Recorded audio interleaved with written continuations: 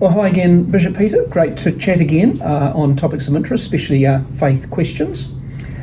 Today I thought we could talk about something that's really important to many of our parishioners, and that is this the squeeze that some people are experiencing through just the high cost of living on the one hand, and also higher mortgage interest rates, for example. So both those factors are making it really hard for some people to survive, to pay the bills, to do the things they want to do, the basic things of life in many ways.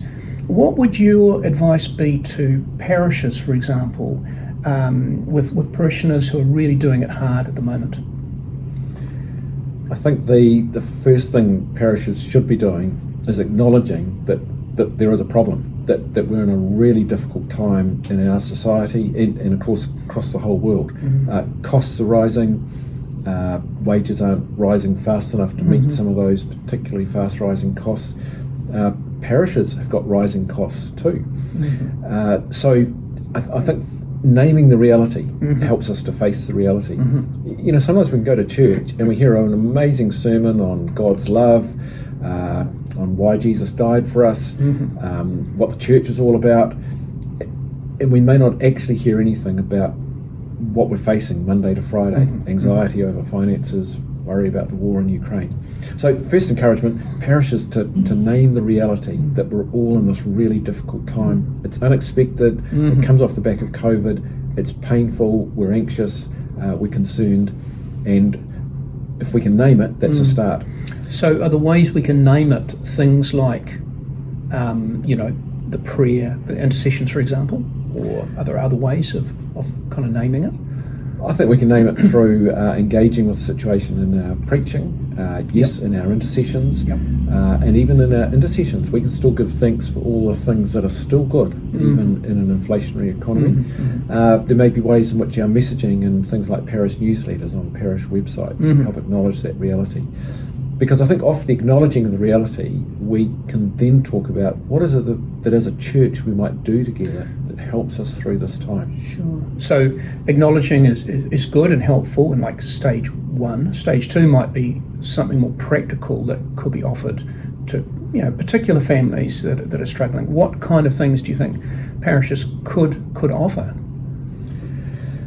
Well, that probably depends a bit on the local context and on how many families are affected. If every family is affected at church, it's pretty hard, isn't it, for everyone to help everyone else financially. But there may be ways in which we can help through community solidarity, maybe arranging meals together that are not too expensive to contribute into, and are very clear that those who can contribute more do and those who can contribute less do. But we get together and bear this together rather than in isolation. Sure. A great strength of the church through the ages is that we offer real experiences of community. But there may be specific needs in a local situation to say set up a food bank. Churches have in the history of New Zealand, sadly, because we should never need a food bank in a place like New Zealand, but churches have been at the forefront of setting up food banks. There may be other ways through second-hand goods shops that we can just help out with people's needs for other material aspects of life. And there may be ways in which we can encourage people, leaving maybe a surprise anonymous gift of a food hamper on someone's doorstep when we know that family's struggling. That's a neat idea. I guess the other thing is our clergy themselves and indeed parish budgets are also under stress. Is there anything you could say, for example, to vicars and vestries trying to balance the budget in a local church situation? We are saying things and will be saying things in the months ahead, because we're really aware that, for example, our paid staff in churches, clergy, youth workers, parish secretaries and so forth are under the pump. And we are looking at standing committee at a pay rise, but of course that has an implication for offertories and the need to give more in parishes. It's what can be called a vicious circle. That's the problem with inflation of the kind we're experiencing. But we will be talking quite a bit rather than putting our heads in the sand and thinking there's no problem. Okay, well, there's some practical advice there, which I think is really, really valuable. Obviously, every parish church needs to, work through the issue and figure out what's most appropriate locally. So that comes to the end of our time again. So again, thank you so much for talking with us. Don't forget to like this video if you found it helpful, and to pass the link on to others if you're able to do that. That would be fantastic.